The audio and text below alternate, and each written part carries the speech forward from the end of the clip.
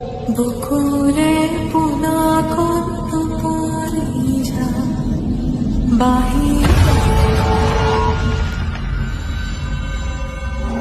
বাহিৰৰ বৰষুণ কপি